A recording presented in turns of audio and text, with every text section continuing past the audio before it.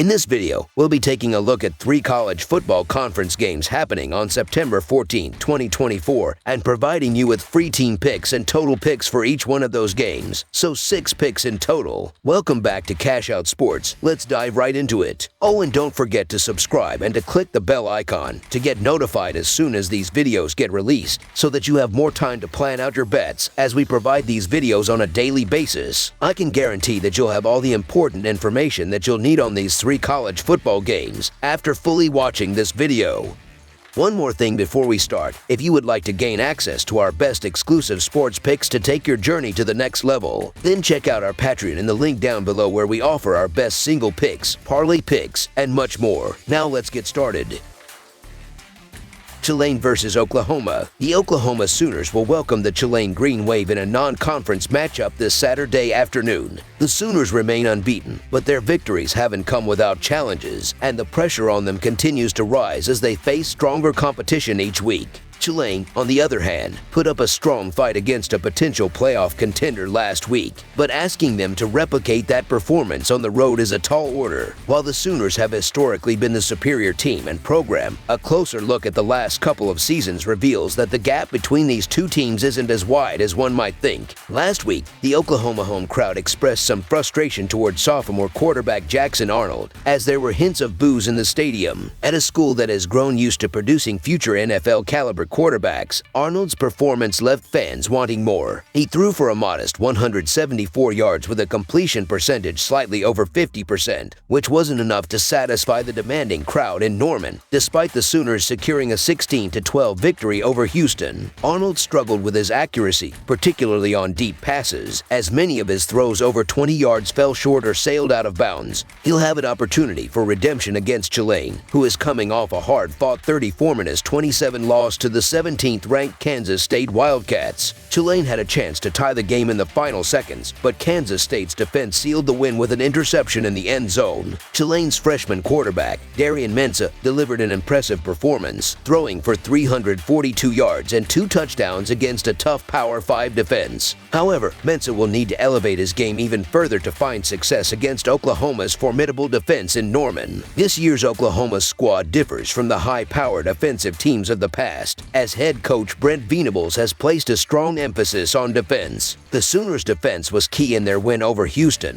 forcing 2 turnovers and a critical safety near the end of the game. What stood out the most was Oklahoma's ability to stop the run, holding Houston to just 58 yards on 35 carries. This kind of run-stopping ability will be crucial when they face Tulane's running back, Mackay Hughes, who averaged an impressive 6.1 yards per carry against Kansas State. The biggest question mark for Oklahoma going into this game is the performance of their quarterback. Arnold struggled last week, but with another week of preparation and film study, he should improve. Oklahoma will also need to support their quarterback by re-establishing their ground game, which faltered against Houston. After rushing for 220 yards in their Week 1 win over Temple, the Sooners failed to crack 100 yards against Houston. I expect them to return to a more balanced approach against Tulane, using their rushing attack to take some of the pressure off their young quarterback. Tulane's heartbreaking loss to Kansas State last week was a tough pill to swallow, as they came so close to victory. However, there's no time for the Green Wave to dwell on that defeat, as they face an even more daunting challenge this week in Norman against Oklahoma's defense. The Sooners' defensive line will look to disrupt Tulane's offensive rhythm, much like Kansas State did last week.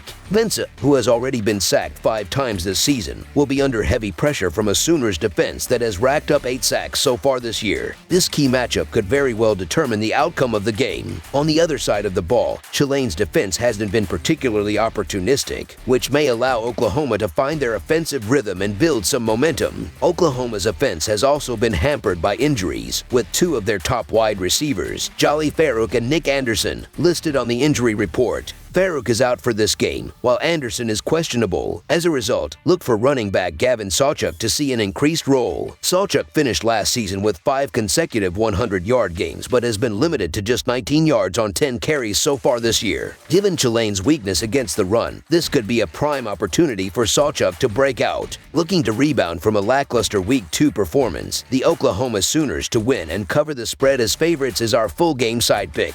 In only one other instance over the past 5+ years has an Oklahoma Sooners game had a total as low as 47.5. The last time this occurred was last year when the Sooners faced Iowa State, a team known for its stout defense. In that game, Oklahoma easily surpassed the total, scoring 50 points on their own, leading to a combined score of 70. The low total for this week's game seems to be an overreaction to the Sooners' offensive struggles last week and the defensive strength they've shown so far. I expect Oklahoma to put up more points this week, while Tulane has proven they can score, as evidenced by the 27 points they put up against Kansas State's strong defense. Neither of these defenses can be considered elite at this point. Tulane managed to score 27 points last week, and given Oklahoma's current vulnerabilities, they could put up a similar number this week. On the other hand, Oklahoma only managed 16 points against Houston, but they'll certainly have a game plan in place to boost their offensive production, and I expect that to show on Saturday. In the last two meetings between these teams, the over has hit both times, suggesting that the offensive schemes in place are conducive to higher scoring games. As such, as I anticipate both teams contributing enough points to surpass the total, over the projected total is our full game total pick.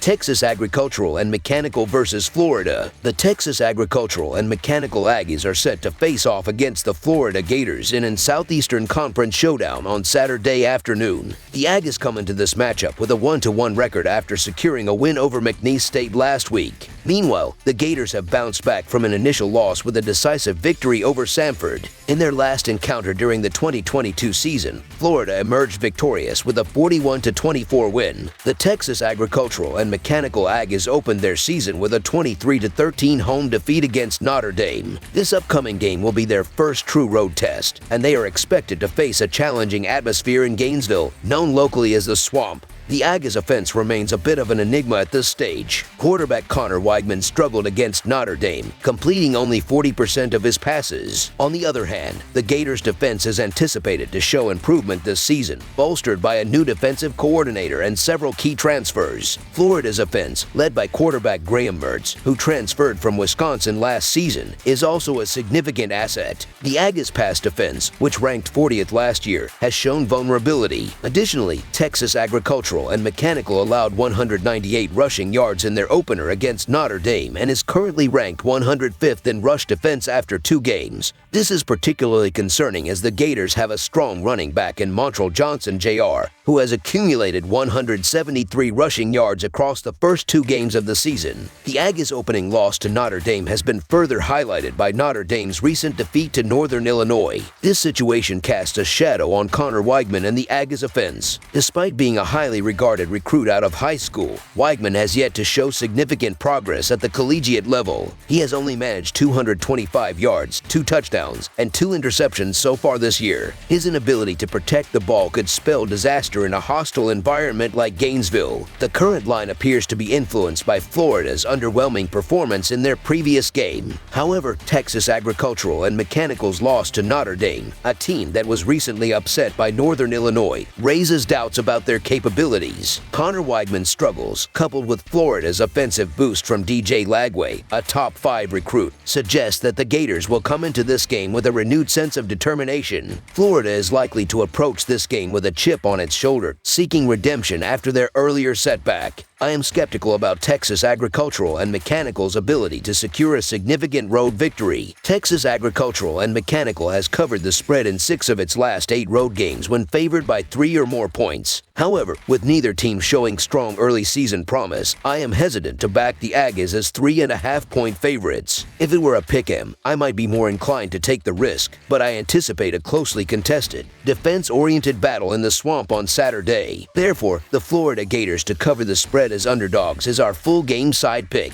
On the offensive front, Texas Agricultural and Mechanical is likely to contribute against a Gators defense that was one of the weakest among Power Conference teams last year. The Aggies are expected to rely more on the run than the pass, which could exploit Florida's defensive weaknesses. Last season, Florida's rush defense was ranked 88th, and they allowed 144 rushing yards against Miami, Florida in their opener. In addition, Florida will depend on their offense, particularly the ground game, to keep them competitive. They accumulated 139 189 rushing yards against Miami and 166 rushing yards in their subsequent game. The Gators have a potent offense that averaged 28 points per game at home last season. The over has hit in 8 of the Gators' last 10 games. Given these factors, I expect a high-scoring affair. Therefore, over the projected total is our full game total pick.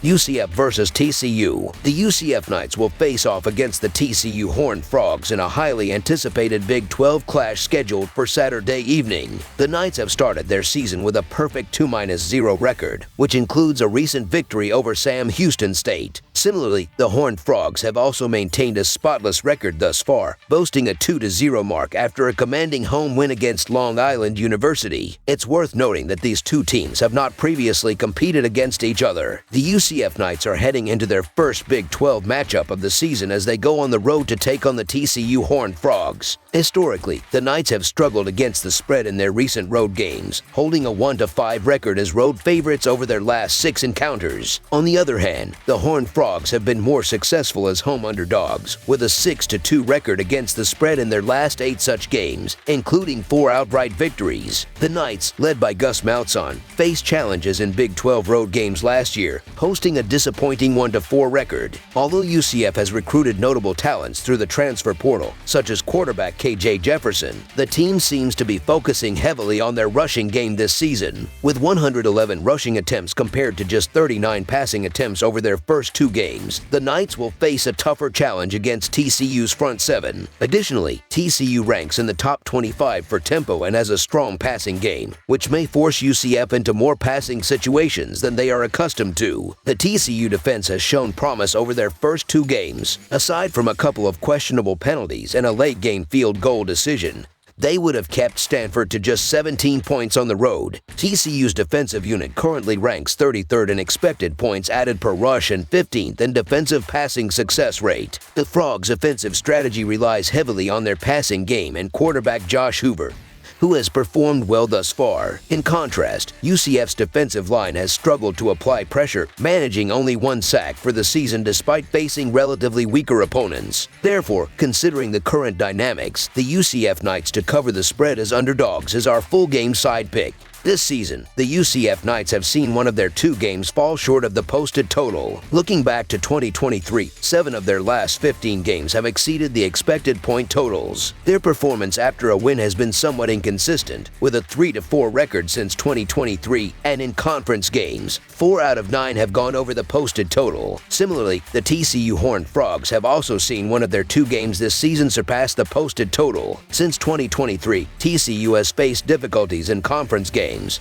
holding a 3-6 record. Despite these mixed results, both teams are known for their explosive offensive capabilities, making this upcoming game an intriguing one for bettors interested in high-scoring outcomes. With playmakers on both sides, fans can look forward to an exciting match that has the potential to turn into an offensive showcase. Therefore, over the projected total is our full game total pick. That's all for now, so if you have any other games you would like reviewed, then leave a comment down below with the game you would like analyzed. Subscribe to our channel, leave a like on this video, and we'll get to it as soon as we possibly can. We would also love to hear your opinion on the picks presented to you in this video, whether you agree or disagree with them, so leave a comment down below and do let us know.